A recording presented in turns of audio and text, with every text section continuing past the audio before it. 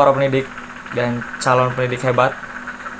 Pernahkah Anda bertanya-tanya bagaimana kita dapat membantu setiap peserta didik untuk bersinar dengan potensi unik yang mereka miliki? Apakah pernah? Oke, selamat datang di video pembelajaran yang akan membahas tentang optimalisasi kecerdasan peserta didik. Sebuah kunci penting dalam dunia pendidikan yang dinamis ini. Assalamualaikum warahmatullahi wabarakatuh. Salam olahraga. Yang saya hormati Bapak Aidil Putra, SPD MPD selaku dosen pengampu mata kuliah perkembangan peserta didik. Dan tidak lupa juga para teman-teman dari kelas 002 PEJK 001. Oke teman-teman, tanpa berlama-lama lagi, kita akan membahas tentang pengertian kecerdasan. Di dalam penjelasan umum, kecerdasan adalah kemampuan untuk berpikir, memahami, belajar, dan beradaptasi dengan cepat dan tepat terhadap lingkungan, baik fisik maupun mental.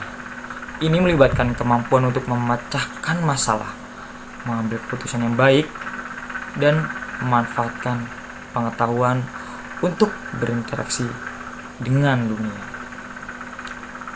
Lalu ada penjelasan menurut ahli psikologi seperti Alfred Binet dan David Wechsler, melihat kecerdasan sebagai kemampuan mental yang meliputi pemahaman, kemampuan beradaptasi, dan kemampuan memecahkan masalah. David Wechsler menambahkan bahwa kecerdasan juga mencakup kemampuan bertindak dan berpikir rasional, dan yang terakhir, berinteraksi dengan lingkungan secara efektif. Lalu ada penjelasan kecerdasan secara kuantitatif dan kualitatif. Yang pertama dulu nih, secara kuantitatif.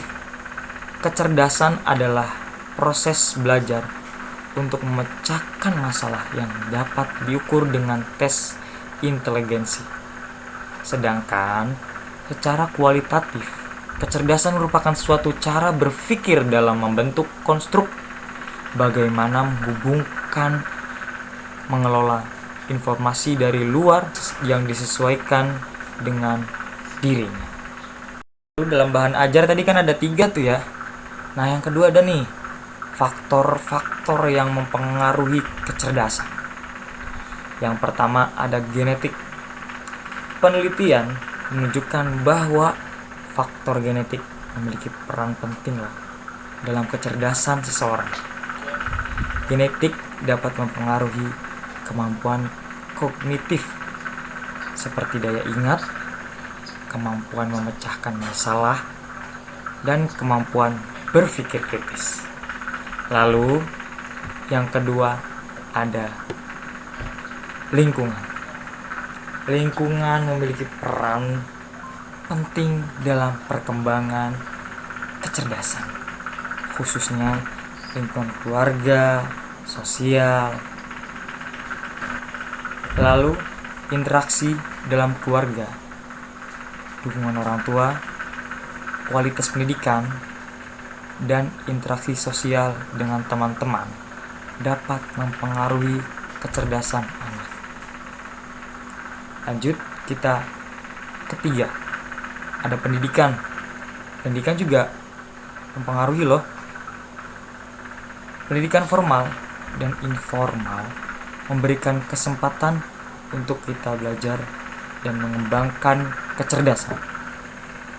Kualitas pendidikan, metode pengajaran, dan materi pelajaran yang relevan dapat meningkatkan kemampuan intelektual.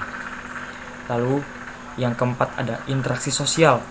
Interaksi sosial dengan orang lain seperti teman sebaya, keluarga, membantu anak mengembangkan kemampuan berkomunikasi, bekerja sama, dan memecahkan masalah secara sosial.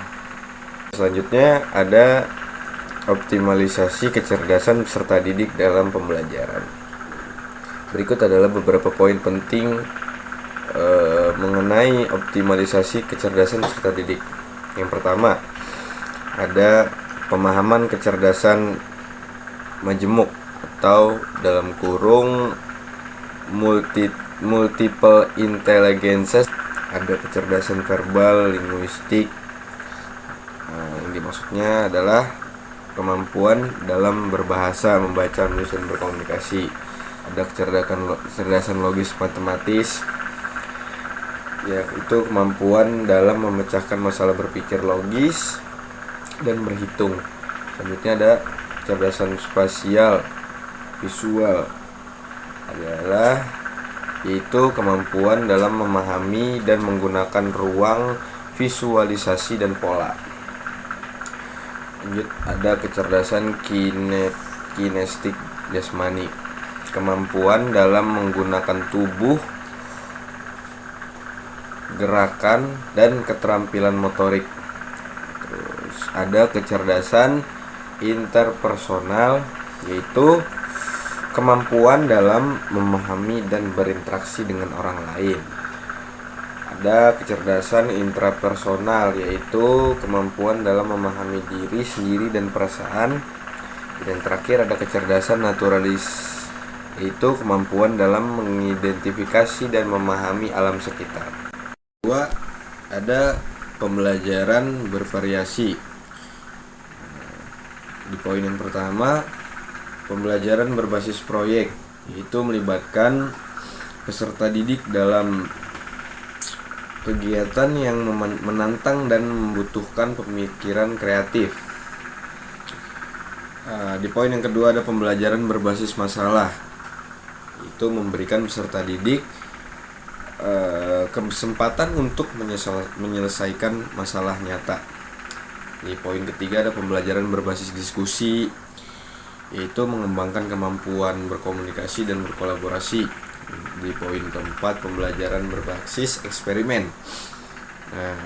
Ini memberikan pengalaman praktis dan interaktif untuk siswa dan siswi. Terus ada poin yang kelima, ada pembelajaran berbasis peran, membantu peserta didik memahami berbagai perspektif dan peran. Dan yang di poin keenam ada menyesuaikan pembelajaran dengan gaya belajar masing-masing peserta didik. Lanjut ke nomor 4, penyesuaian pembelajaran dengan kebutuhan individu. Di poin yang pertama, menghindari pendekatan one size fits all dalam pembelajaran. Di poin kedua, memberikan kesempatan bagi peserta didik untuk menggunakan kecerdasan terkuat mereka dalam mempelajari materi. Yang ketiga, di poin ketiga, berbagai media pembelajaran yang sesuai dengan kebutuhan individu. Lanjut ke nomor 5, pentingnya peran guru. Guru harus memahami berbagai jenis kecerdasan dan gaya belajar peserta didik. Guru harus mampu mengidentifikasi potensi dan kelemahan masing-masing peserta didik. Guru juga harus mampu menciptakan suasana belajar yang kondusif dan menyenangkan. Oke, kesimpulannya adalah dengan mengimplementasikan materi optimalisasi kecerdasan peserta didik, pendidik dapat membantu siswa mengembangkan potensi mereka secara maksimal dan meningkatkan prestasi belajar mereka. Dengan kecerdasan bisa melibatkan kemampuan siswa untuk belajar dan beradaptasi dengan lingkungan yang berubah. Oke teman-teman, terima kasih yang sudah menonton video penjelasan tentang optimalisasi kecerdasan peserta didik. Semoga teman-teman yang mendengarkan video ini ilmunya akan bermanfaat di kelak nanti. Mungkin itu saja yang bisa saya sampaikan. Kurang lebihnya mohon maaf. Assalamualaikum warahmatullahi wabarakatuh.